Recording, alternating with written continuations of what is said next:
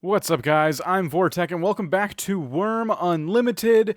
This is the third video we have done on Wurm Unlimited, and today I'm going to show you a little bit about farming for those of you who just picked up the game and you're like, I don't know how the hell to play this, I don't know how to farm, I don't know how to do anything.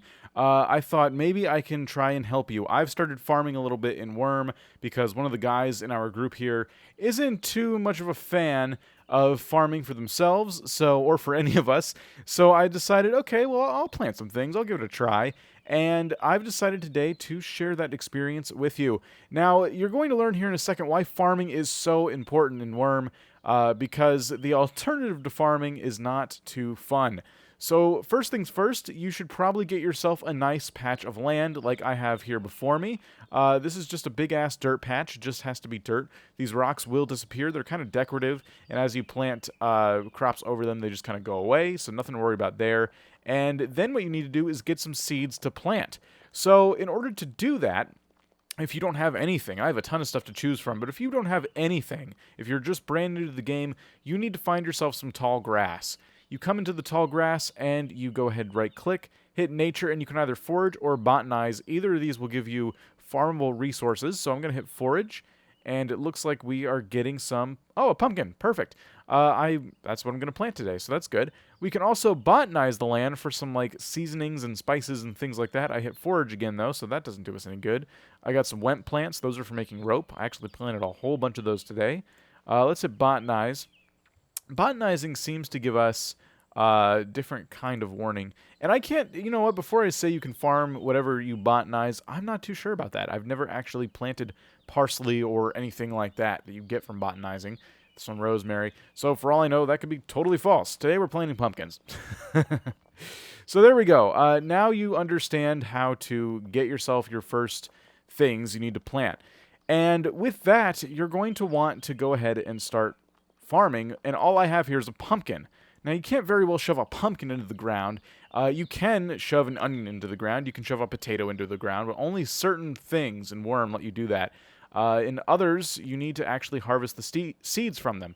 So I have here a pumpkin. I'm just going to go ahead and crush that, and now I have 9 pumpkin seeds. I already had 8 from a previous recording attempt, and we're just going to go ahead and plant one row. I actually have 8 tiles here in front of me, and I want to make this as efficient as possible. So in Wurm, things can be very slow and tedious. You're going to want to just come up to the plot of land, double-click your pumpkin seeds, right-click and hit sow, and you're sowing the seeds into the ground. No tool required, anything like that. You're just sowing seeds into the ground. So let's let them finish that, and you can see how long this kind of takes. Bam. Now we have baby pumpkins planted. That took a little bit. We can actually get a little more done, a little more efficiently. I can stand between 3 of these tiles. I can double-click the pumpkin seeds. I can hit sow. I can double-click some more. I can hit sow, and I can double-click another one and sow that. And since I'm standing so close to all of these, it's going to automatically sow those for me one by one, so I can kind of go back to reading my book or whatever you do when you play Wurm. And now that that one's planted, I can keep kind of moving and keep sowing seeds ahead of myself. So we'll pick this spot and we'll hit sow again. We'll wait for some seeds so I can kind of move along. Here we go. So we can hit that one. We'll hit this one and the next one. So we'll sow that and we'll sow that.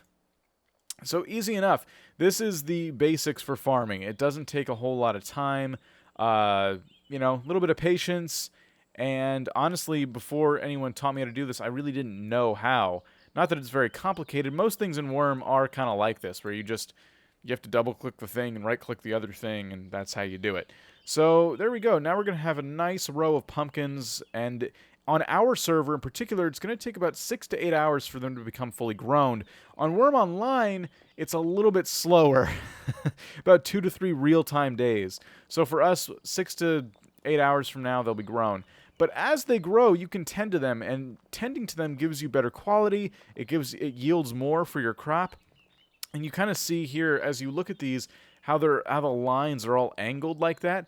These are crops that need to be kind of raked into place. They need to be tended to. And the other way to know is you see here it says Wemp Untended right by my cursor.